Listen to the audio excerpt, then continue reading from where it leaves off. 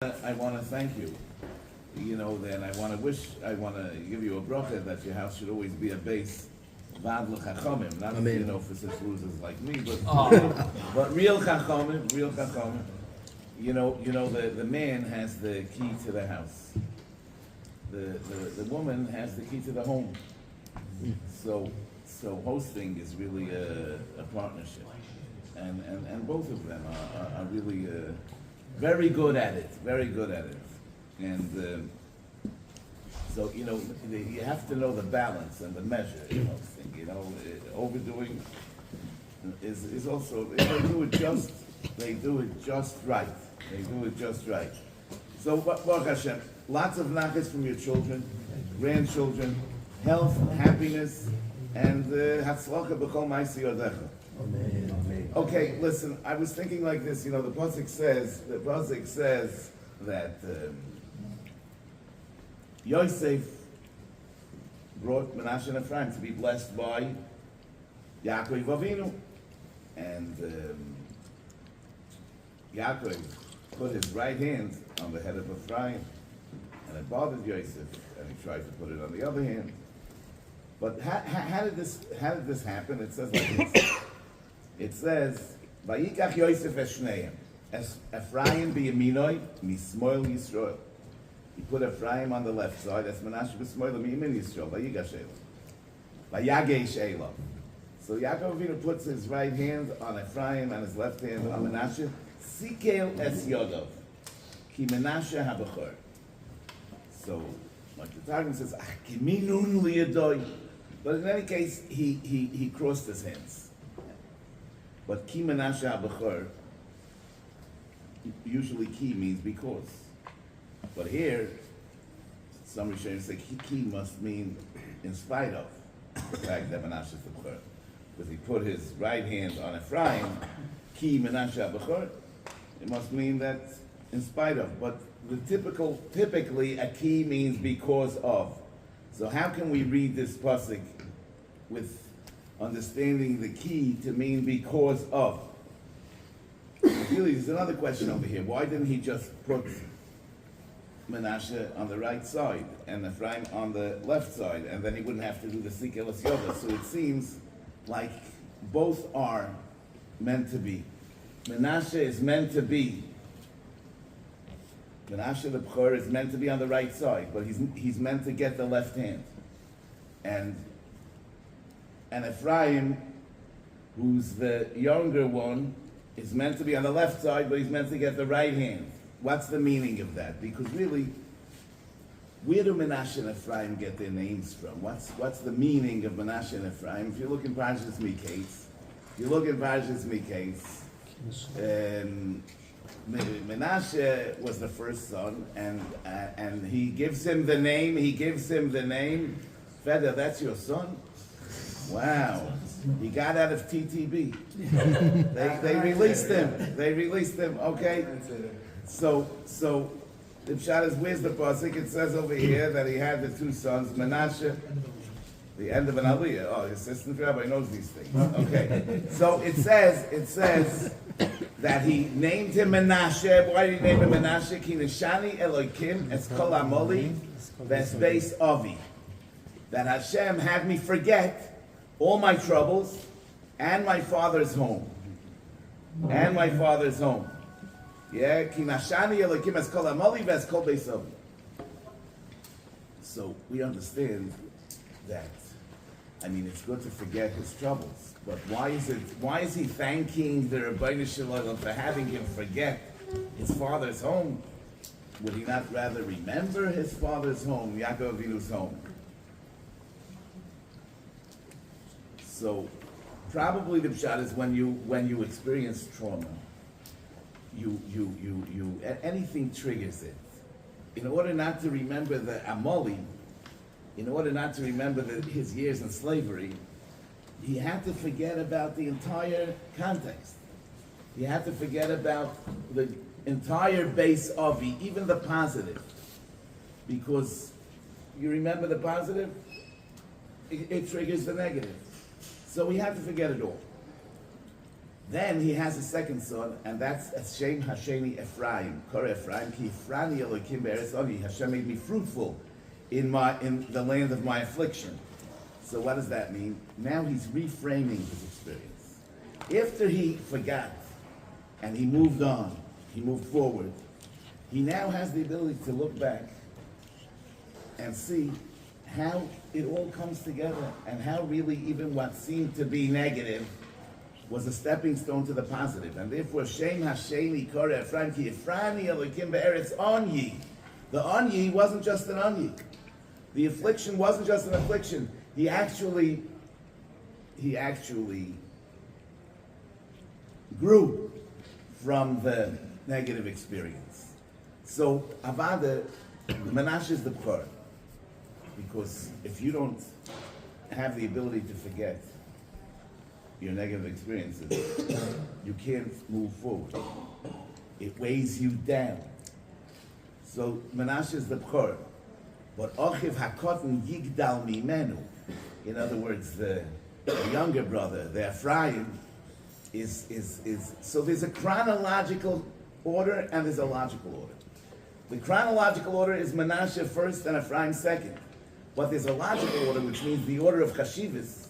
The order of Chashivas is not that forgetting is the Tachlis. The Tachlis of the forgetting is to reach the level of Hefrani Elokim be'eretz onyi. Right? So there has to be Menashe is on the right and Ephraim is on the left, because that is the order. We can't deny that. If somebody tries to reach the Hefrani Elokim be'eretz onyi before he goes through the Nashani Elokim as kol amoli as kol beis avi, he's not going to succeed. So there has to be Menashe is the B'chor.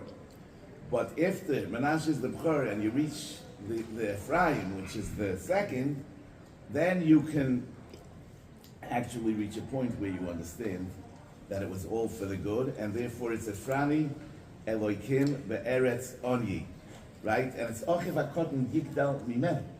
It's not like the Ochiv HaKoten is just Yigdal. The Ochiv HaKoten is Yigdal Mimenu. The Menashe really enables the growth of Hifrani Elokim be'eretz onyi. Yisrael, are you with me? What's your son's first name? Matisyohu. And that's it? Chaim Matisyohu. Chaim Matisyohu. Who you named after? My great-grandfather. My mother's father that survived Treblinka. Really? And his name was Chaim Matisyohu? Yeah. Wow. So you're carrying the burden of history. Okay. Don't disappoint us. Okay, so listen, so they say,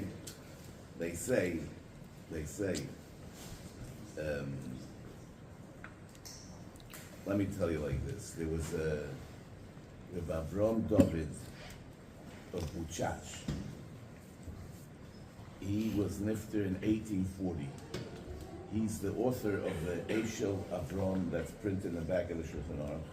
Not the Eishel Avram that comes together with a Mishbetzai Zov, which is the Prima Godin, but afterwards you have the Eishel Avram, which is Avram David of Buchach. He was one of the Gedolei Doiroi.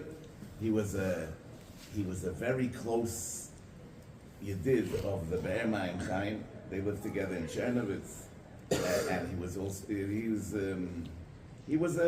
Hasidic Rebbe and a Poisik. Anyway, if you have a look in the Eishel Avram, it's really fascinating. One of the fascinating things I just saw in the Eishel Avram is that he writes that this year I forgot to light the Chanukah list, the first night of Chanukah, which was Erev Shabbos, and it was the Zman already. So I decided to light it in the Zman of Ben Hashmosh like they cut. It's in the Eishel Avram and Hilchos Chanukah. It's Wilde Zach. But the thing is, why am I saying the Eishel Avram? The Eishel Avram. It's Chutz Yogan Aleinu. You're also the author of the Das Kedoshim. Mike, you could come closer. So the Eishel Avram says, Vayivorech Oisam, Vayoim Ahu Leimor. He has a sefer Machze Avram al Torah. The Eishel Avram has a sefer Machze Avram al Torah. And over there he says, on the pasuk that says, Vayivorech Oisam, Vayoim Ahu Leimor, Yisimcha Elokim Ke'Ephraim U'Ke'Menashe. He says, Vayivorech Oisam, Vayoim Ahu Leimor. Yaakov Avinu gave a bracha that Yidden should always say Bayoim Ahu. They shouldn't think about yesterday. They shouldn't worry about tomorrow. Vayivarchem Bayoim Ahu Leimor. They should always say Bayoim Ahu. It's a shtickle interessante word. Vayivarchem Bayoim Ahu Leimor. I mean, I find it shtickle modern because the pasuk says Vayivarchem Bayoim Ahu Leimor. B'chol Yivarch Yisrael Leimor. Yisem Cholakim K'Ephraim K'Manashe. So it says what the bracha is. So how does he just cut off the pasuk and say Vayivarchem Bayoim Ahu Leimor? But really, Lefiv Vareinu, it's Hainu Hach, because that koyach of Bayoim Ahu, that's really that Ephraim Menashe. That you have the ability to be Nashani, not to let the past weigh you down, and then you have the ability today to, if a person doesn't have the ability to disconnect from the past, he can't create a present, because the past weighs him down. You know, like Rabbi Yehuda Halevi has a poem where he says, Avdei Hazman, Avdei Avodim Heim, Eved Hashem Hu Levadei Chofshi. What does it mean, people that are enslaved by time? What does that mean, Avdei Hazman? But the truth is, you can be enslaved to a master that's somebody else. But you could be the master of yourself. What do I mean, you're the master of yourself? Not in a positive sense, that your yesterday controls your today. You don't maximize your potential today because of who you were yesterday. So then you don't have a master that's somebody else, but it is a somebody else, because the me of yesterday is not the me who can maximize my potential and realize my potential today. And I'm being held down by the me of yesterday. That's Avdei Hazman, Avdei Avodim Heim. The Eved Hashem Hu Levadei Chofshi, he has the ability to realize his full potential now because he doesn't think about yesterday. He thinks about Bayoim Ahu. And he lives a life of Menashe. What happened to you? Yeah, so come on. No, I'm talking to you. Yeah. So the pshat is that he lives a life of Menashe and Ephraim. You know that it says Vayitzavenu Hashem Elokeinu Lasoi says Kolha. We're in Parshas V'Eschanu, right? It says Vayitzavenu Hashem Elokeinu Lasoi says Kol HaChukim Ha'ele L'Yiro Es Hashem Elokeinu L'Toiv Lanu Kol HaYomim L'Chayoseinu. Kahayoim Hazeh.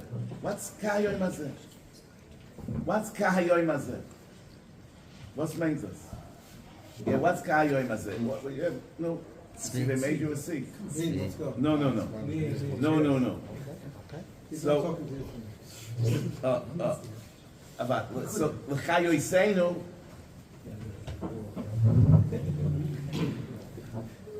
Vayitzavenu Hashem las kol hachukim ha'ela. L'yiras Hashem Elokeinu. L'teilu l'kol yom. L'chayoseinu. Kahayoim hazeh. What's kahayoim hazeh? So you know that by the Eishes Poitifa, it says that Vayi kahayoim hazeh. What does Rashi say on Vayi kahayoim hazeh? Rashi says that she said, "Ein l'cho yoim hogun kahayoim hazeh." There's no more appropriate day than today to trap Yosef, because they all went to the Beis Avodah Zorah. It was the Yom Eid Shalahem. So Kahayoim Hazeh means Vayi Kahayoim Hazeh. The pshat is it's today's the day. Vayihi Kahayoim Hazeh Vayova Yabai Solasis Malachtoi. Thank you. The MSI see that this is what they call an assistant. Okay, so it says Vayihi Kahayoim Hazeh. So Rashi says Koloimar. Vayihi kasher higia yoim miyuchod, yoim tzchoik, yoim eid shelahem, sheholchu kulam lebeis avodah zorah. Amra ein li yoim hagun lihizokik liYosef kayom hazeh. There's no more appropriate time. So I say that Yitzavenu Hashem las kol hachukim ha'ela, l'toiv lonu kol hayomim chayiseinu kayom hazeh. A yid has to, his relationship with Torah mitzvahs has to be a relationship with kayom hazeh. There's no better day than today. Today's the yoim hagun. Yeah, just like Eishes Poitifa said, today's the day. So the same as a Yid has to always live a life with today's the day. It's not yesterday, it's not tomorrow. You know, there was a Rebbe, Reb Uri Strelisker. You probably heard of him. Reb Uri Strelisker. He died in 1826. he was Talmud of the Rebbe of Melaveh Milozhensk, but Be'ikr he was a Talmud of Reb Shlomo Kalina. Now, they say that once there was after he was nifter, somebody asked one of his Talmidim, what was the most important thing to your Rebbe? What was the most important thing to your Rebbe? So he said, the most important thing to my Rebbe was the particular thing that he was doing at that particular moment. So you see, because that's like the least important thing. It's never what we're doing right now. It's always what we should be doing, what we could have been doing, what was yesterday, what was tomorrow. We're never in the moment, right?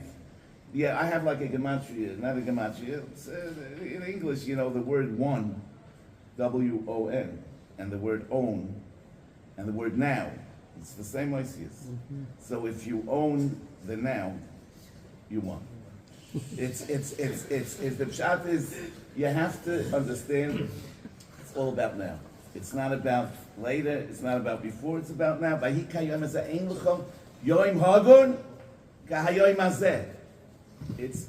now. I once heard, this is a really fascinating thing, a Yid went to the Stifler, and he was complaining that he has such tzoras and he just can't handle it. So the Stifler told him, listen, I want you to know, any tzoras that the Rebbe Shalom gives, he gives the Yid the koyach to deal with it. He gives the Yid the koyach. They say, the Baruch Goizer Umekayim, there's a word that the Rebbe Shalom gives gzeres. He didn't say that, but it's the Teretz Mima writes this in the Baruch Shoma. Baruch Goizer Umekayim, that the Rebbe Shalom gives gzeres, and he's mekayim the person he should be able to take them. Yeah, there's a Yiddish proverb that says, God gives burdens and shoulders too. Okay, anyway, so the thing is like this. So the mice is, who said it, that, listen, it's really Motzei Shabbos, it's not this Buddhist thinking, but nevertheless, the Richard Nixon in his resignation speech on August 8th, I think, he said this Yiddish proverb, that's where I know it from. God gives burdens and shoulders too. I thought it was not a criminal. Okay, you remember that? Yes. Oh, you're not as young as you look. Okay, so listen, the mice is, so this Yid comes to the Stifler and he says he can't handle it. The Stifler says, listen, whatever tzoros you have, the Rebbe Shalom gives you koyches to deal with. Your problem is, you're worried about what's going to happen tomorrow. For that, you don't have the koyach yet. If you would just worry about what you have now, you'll be able to handle it. You're thinking about tomorrow. Tomorrow's not here yet. So you don't have the tools yet to deal with tomorrow's problems because they're not here yet. So that's the thing. If a person has the hatzlacha to focus on now, so that's the vayevorchem bayoim hahu lema. That's what the Buchacha says. Vayevorchem bayoim lema. That Yaakov Avinu gave them a bracha that you should be able to be in the bayoim hahu, and not today was the yahrzeit of Reb Shlomo Eiger, Yud Aleph Tevis. It's very interesting because he was a goy, but he was in business most of his life. He married into a rich family in Varsha, and he ran a business where he was learning with Talmidim, but he also he had contracts, government contracts, and sometimes they would come in the middle of the shir, and he would have to talk to them. But he had a bracha from Reb Kiva Eiger. He said that whenever he was mafsik, he continued the shir exactly from the word where he was holding. It didn't take him out of it. I say it's not just a bracha. The bracha is really that if that's really what's on your mind, so then you fall back into that automatically. A person falls back into where he is, yeah? I mean, if a person's mind is elsewhere, or a person has a wandering mind, so then it's nishtayim. But if a person is really orangutan in Torah, so he falls back right away into the real thing. Reb Shlomo Eiger So I'm saying this also has to do with Bayei Mahu. When he has to do something else, he does the something else. But as soon as the something else is over, he's back into where he is. I mean, the one thing, it doesn't overlap. I mean, one thing doesn't go into the other. Reb Shlomo Eiger, who was a socher, later he lost all his money and he became a rav. But when he was a socher, there's a letter, there's a tshuva in Reb Kiva Eiger, Simareish Chof, that where Reb Shlomo, his son, writes to him that for a month I had some kind of issues and I couldn't learn. So I chazered the riff on Yevamos. And I had some hours, and I'm writing it to you, he writes to his father. He had 6 pages. And it's Kol HaTorah. Yeah, and that's what he did when he didn't have when he couldn't really be learning, so he chazered the riff on Yevamos. And that was Reb Shlomo, yeah, that was Reb Shlomo Eiger. You know that Reb Shlomo Eiger had a son, Reb Leibelai, who became a Kosker Chassid, and Reb Shlomo Eiger sat shiva for him because he was so upset. But Lamaisa, they say that the descendants of Reb Shlomo Eiger that are from today are all through Reb Leibelai. So sometimes in the future, sometimes you find out later. Because he said Shiva. What? It's because he said Shiva. Oh, see, yeah.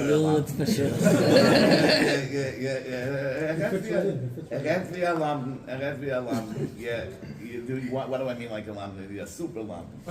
A super lamb, it doesn't really have to hang together. But it's gesund.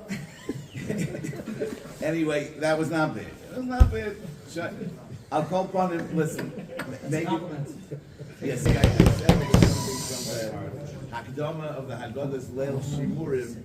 That's Amudei Or. So I didn't want to share with you something about the Amudei Or. The Amudei Or was one of the Doiling Doilim of Litter. He died at the age of 46. In the yeshivas they know the Chakira about the Turkey they did were in Eidos. In any case, the Amudei Or was Doiling Doilim. But there's something very interesting in the Shal Tshuva Amudei Or. Every tshuva he signs.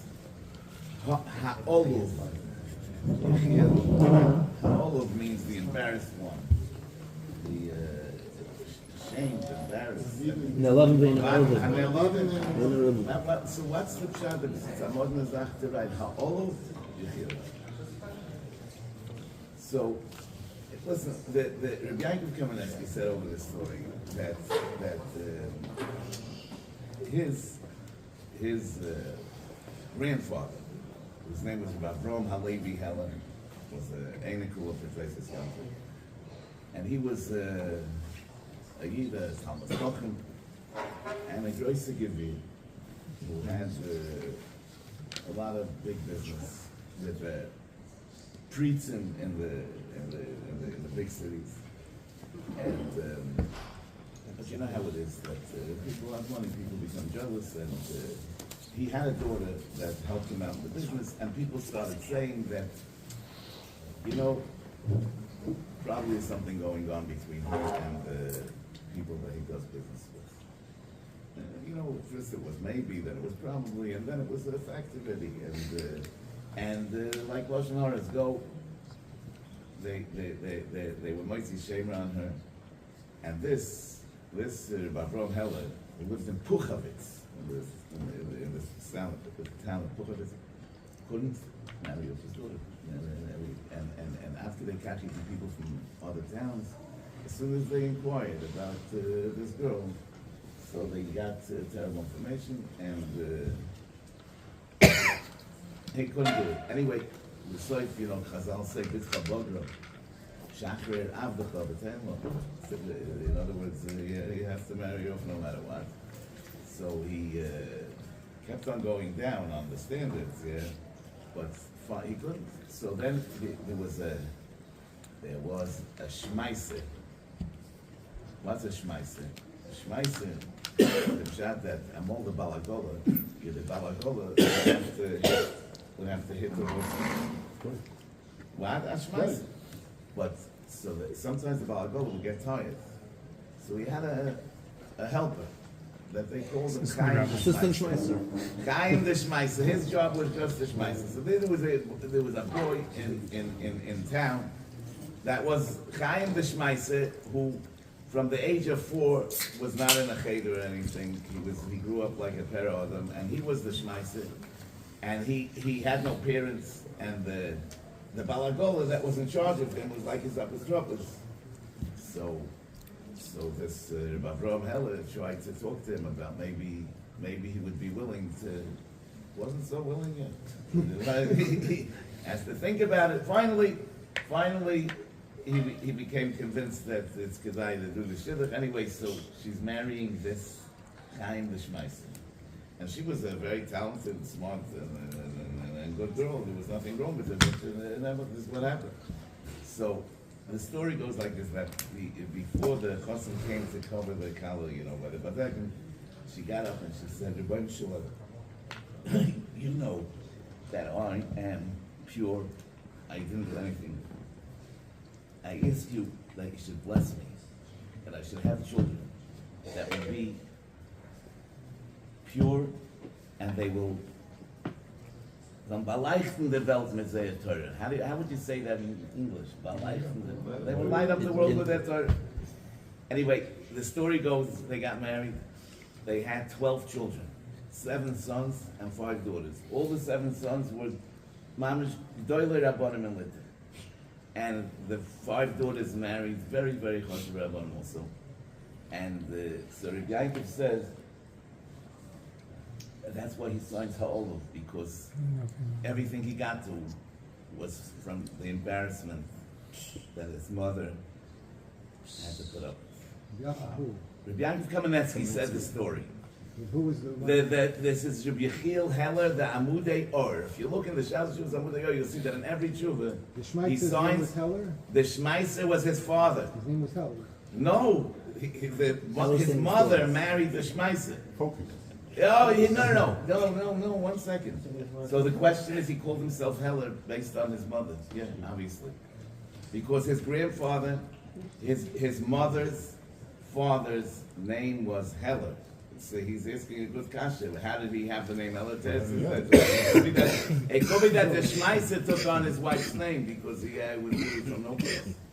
So, but that... What kind of a last name is Schmeiser? His name As good as was, anything. yeah, so that's what it is. And he was from Puchovitz. Anyway, that's the Amudei Or. It's a Mordecai Sefer.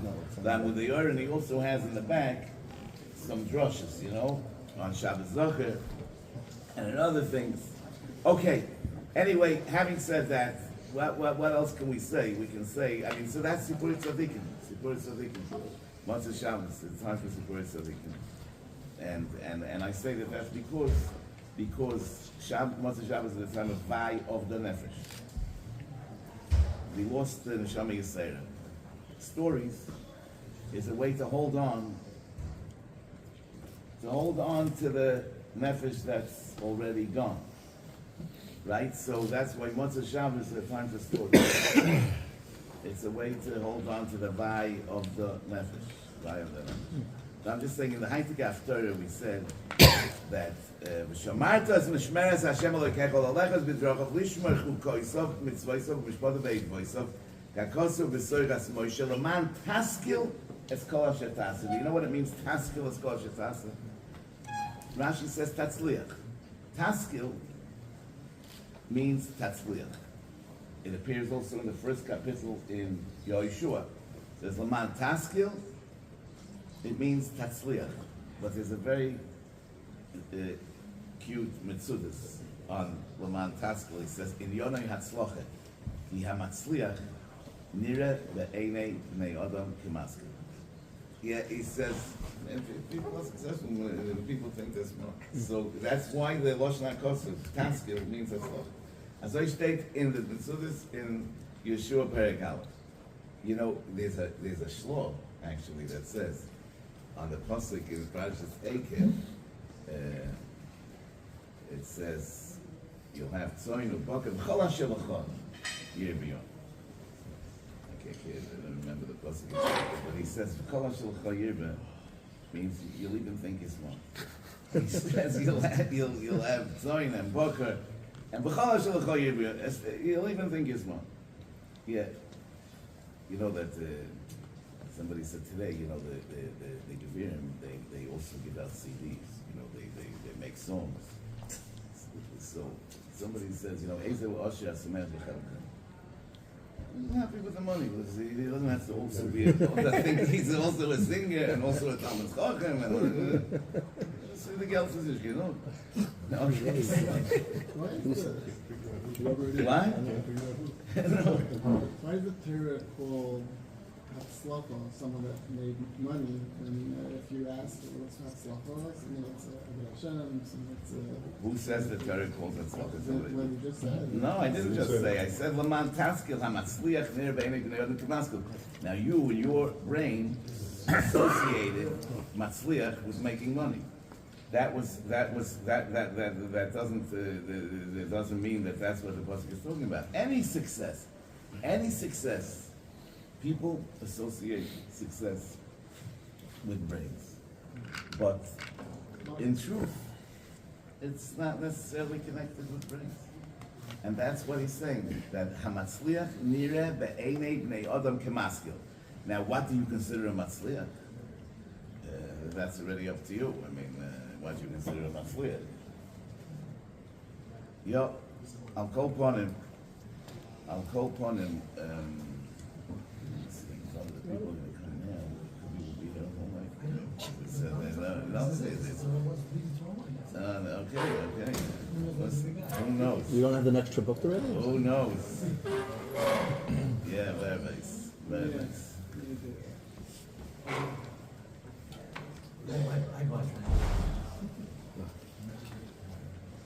Ja, geht's eine Woche. Geht's eine Woche, jetzt schon gewaschen? Noch nicht? No. Es ist ein Kemat Kuli Kala Kitz. No. Zu genick für noch eine ganze Zeit. Okay. So,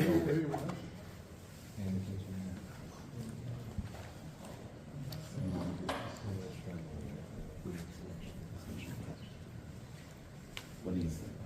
I said, I'd like so she was addressed. Address? No. Oh, my address. You come to this, it's true? Yeah, Listen. Yeah, you can say hello. I mean, listen. I mean, hello and goodbye is always a double beat-toy. It's always a double beat-toy. Yeah. But where are you going to be staying? You don't want to know. I don't want to know. I'm the son of television. Really? I have to go. Wow. Okay. Listen. You do what you got to do. That's it. Yeah, that's what life is about. It's doing what we gotta do. Ay. So I think that now you'll say a few words. No, I'm not. I'm bothered. No, I mean, listen. Next week I have to say a lot of words. Really? I want to see you say what. Swear Rabbi Weinfeld said in front of Weinfeld, see if he's upset. We don't even know if what you say is true. You might have made it up. Yeah. It's true.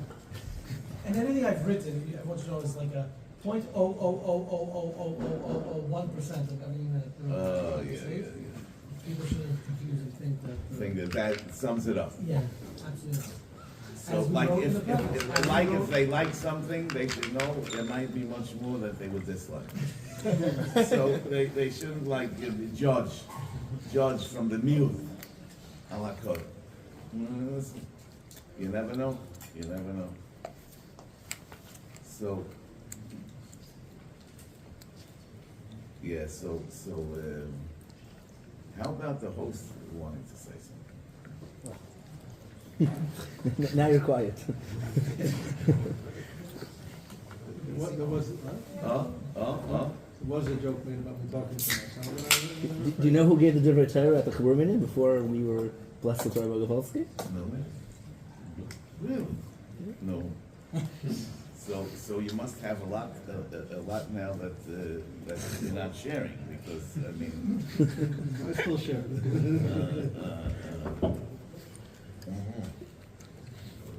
no. Didn't finish it. What? Finish one. Maybe something on Shmais. Yeah, straight. Something on Shmais.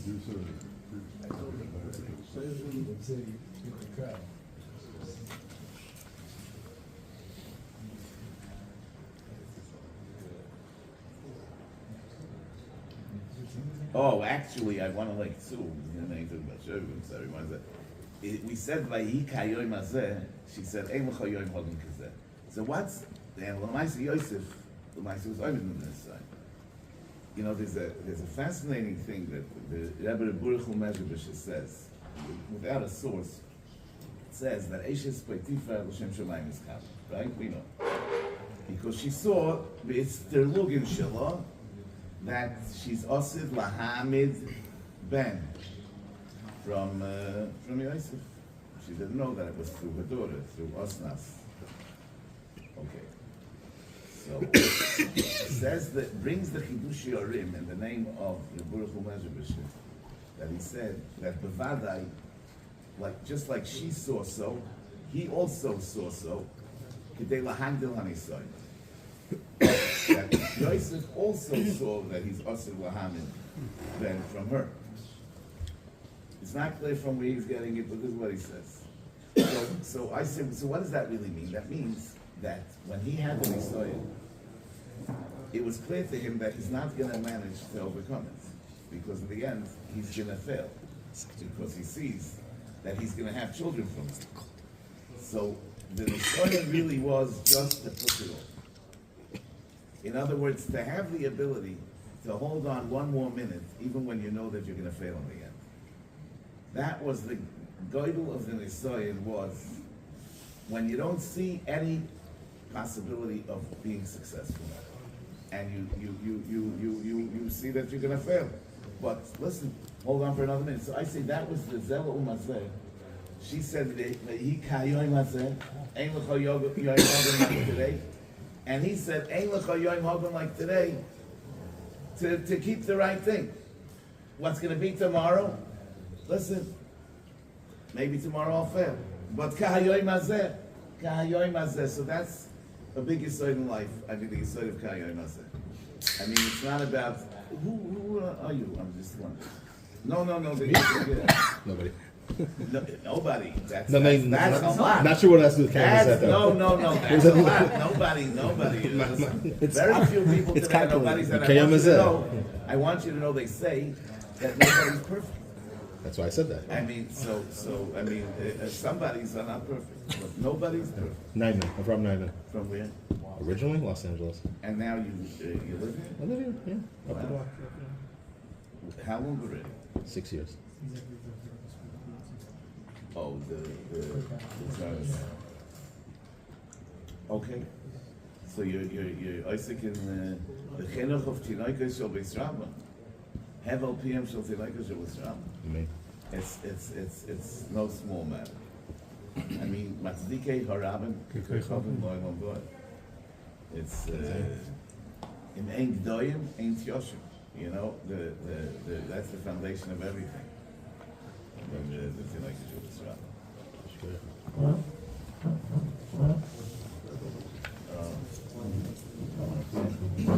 Oh, Rabbi Goldberg. Listen, with the whole time they're telling me that you're going to come and you're going to speak, so I try to whet their appetite, even though they look like they have the appetite without my whetting their appetite. I'm good to vote. Shams, listen, Mikey came, so it was very nice.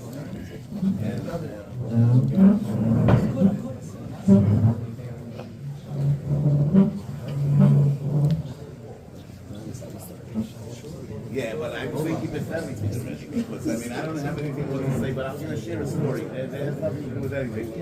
You know, I get the vote. You vote down on my Of course, always. Okay.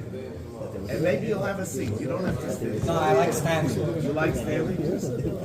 Okay. Make sure everybody sees me. It's not on Boca. No, this is a Brisker story. So it goes like this, that the Beis Halevi had a brother, Moshe.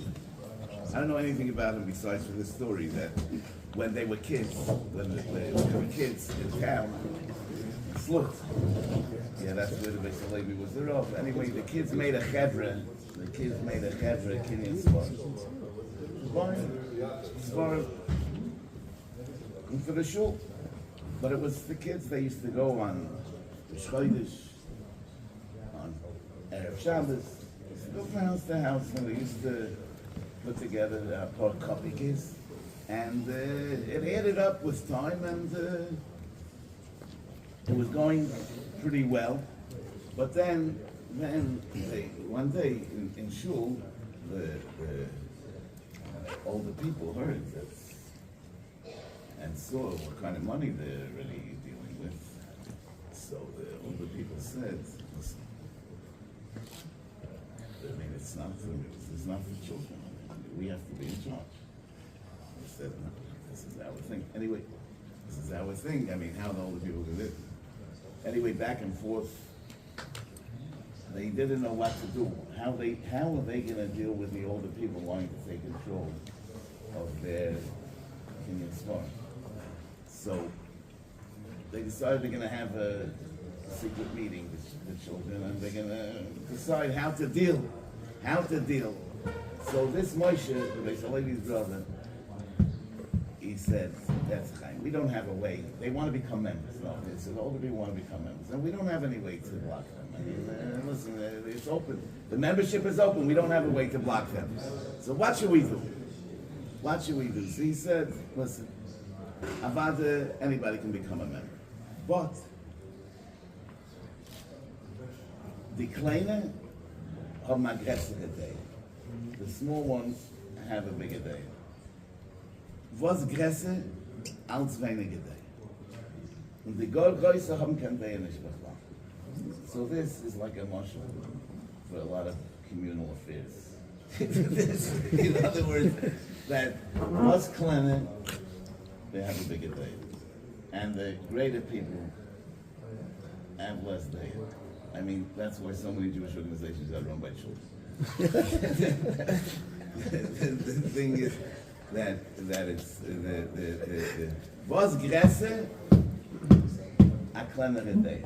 That's what it is. And the but Boca is an exception as far as that's concerned. Baruch Hashem, because somehow the rabbis managed to figure out a way. We're not really sure how, but it looks like. Yeah, it looks like it. So what did the Rav say on Shabbos? This is not my Melaveh. What do you mean? It's our Melaveh. It's all of us. It's the Melaveh Malka is Shabbos. It's Melaveh the Malka. It's Melaveh the Malka. Yeah. You know, they said, Yeah. they asked, the newspaper was asking people, if this was the last day of their life, what would you do? Okay. People have all different types of things, a bucket list of this or that. Right. They went and they asked for an original. I don't understand your question. Every day is that. I live my life the same way I would live the last, because this could be the last day. I don't know. Like I'll say. That's like amazing. But look, you know, Rabbi Akiva, the Welt thinks Rabbi Akiva, he laid Kriya Shema when they were killing him, right? So people think that he was rising to the occasion of Kiddush Hashem, and that's why he said Kriya Shema. But if you read the Gemara, it says Oisa Sho Shas Kriya Shema, which means that really, with all the drama that was going on, he was just continuing with his daily schedule. I mean, it was man Kriya Shema. Oisa Sho, man Kriya Shema Hoya, V'hoya Kriya Shema. So it's not that he laid Kriya Shema because he was being killed al Kiddush Hashem. It happens to have to be. Oisa Sho, from the first of the Gemara. But so then they ask him, Yabeinu Ad Kan? It's Mishklor, what's the kasha?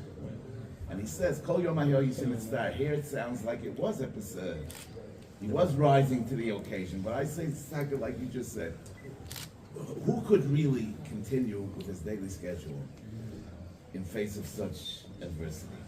Only somebody who every day is on that madrega, Kol Yama and start to be mechanic Hashem. Therefore, this whole drama didn't shake him up and didn't take him out of his daily schedule, because his daily schedule was on that level. Right. I once read, this is really an astounding thing, that a Yid writes that when the Hungarian Jews were brought to Auschwitz in 2 months, over 500,000 Jews, and the day he got there was Shabbos Iftanim, and it was overcrowded, so they got off the trains, but they kept them there on the ramp. So he says that it was Shabbos Iftanim, so they made a minyan for him. I mean, it's like Laval Orion. People, it's the 3 days without food and without water, and they already at that point know exactly where it's all going. But they had a few minutes. They must have minyan. Und was hat man gesagt? There was a Yid in Israel, Rav Aaron's son. He was also a Holocaust survivor. So he used to say, Kibaru Bacharta in Kiddush, in Israel. But it's not, it's nicht in Zenesach to say Kibaru Bacharta. And he didn't say it before the war. He said, yeah, but after the war, I can't not say it. Kibaru Bacharta was not. Yeah. We just see this. Yeah. I mean, listen, it's after. Yeah. See them don't say it. I mean, listen, it's not don't say it.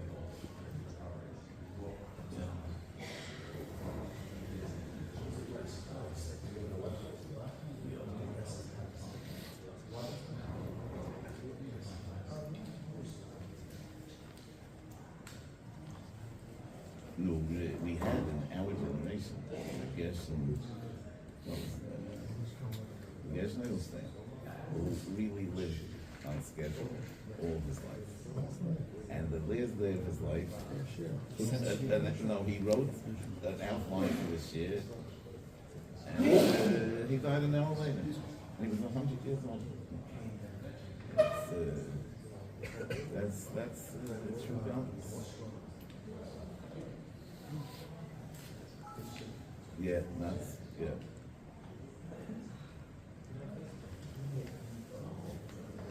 Anyway, listen, Rabbi, I feel a little guilty because, everything I had to say I already said, and now we're winding down the whole thing. I mean, Maybe so Max the Norris. John is like, People didn't hear about Max Norris. I think that's I think it should be said. Really? Yeah, I'm serious. Okay, when did I last year that? Last night. He came out, no, we don't remember. Anyway, this thing that Max Norris, who, by the way, it's interesting because Rav Kook, on Herzl, he wrote a Herzl. But on Max Norris, the great Shem even though to us, we don't even see such a big difference, but I guess it's because Max Norris was married to a Shus. And it really bothered him that he wasn't at the helm of the Zionist movement. But this Max Norris was a totally assimilated Jew that lived in France. And he made a major turnaround in his life, and he became one of the founders of the Zionist movement. Yes, the streets in every city. Yeah. So now he spoke at the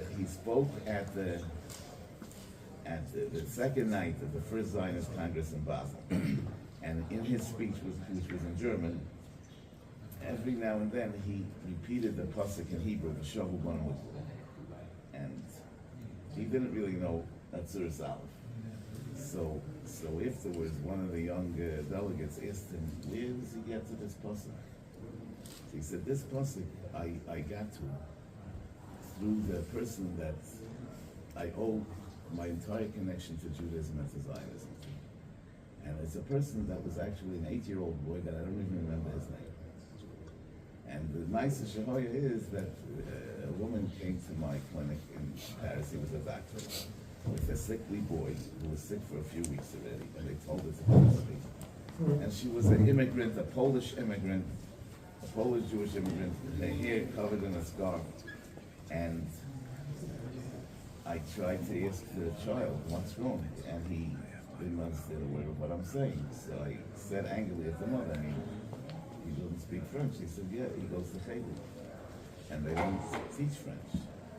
So I was very upset, and I said to her, listen, if this is what causes anti-Semitism.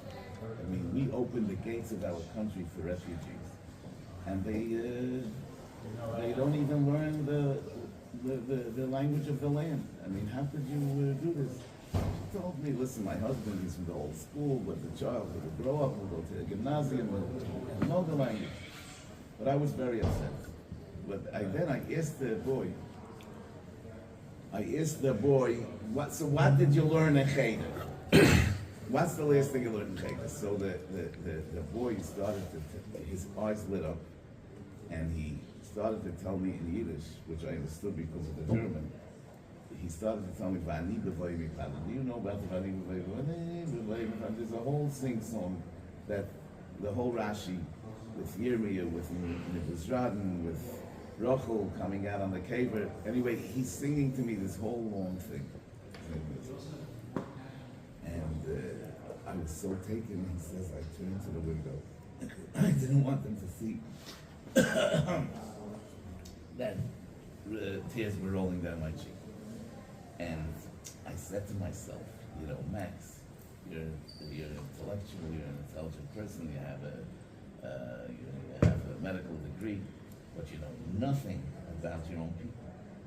You know nothing about the Tanakh. This 8-year-old kid knows more than you. And I said to myself, you know, a people that has children to whom the past is so alive, Yirmiyah, Rachel, and Yosef and Yaakov, that's the people that will have us back.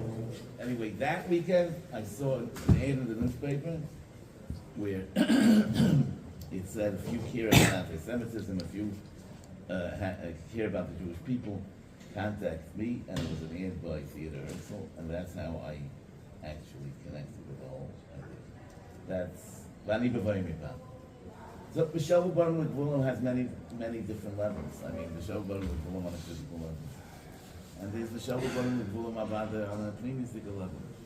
We're hoping that Eden, you know, will return on every level, But that's the story. Okay, you forced me to say it. I said it. I'd just like to repeat, the Rebbe said it's saying short, because the Rebbe said short shouldn't stay. It says, Greek times will see, and they believe what should stay. It says, Nistamu Einayam V'Libam Shel Yisrael Mitzoros HaShivut, and then it says in the next week's parasha, Vayibel Moshe, Vayetzel V'Tov. Rashi says, Nosa Einay V'Liboy V'Yos V'Nei Tzalem, and then it says further, Vayetzel V'Yos, that I thought it's broken.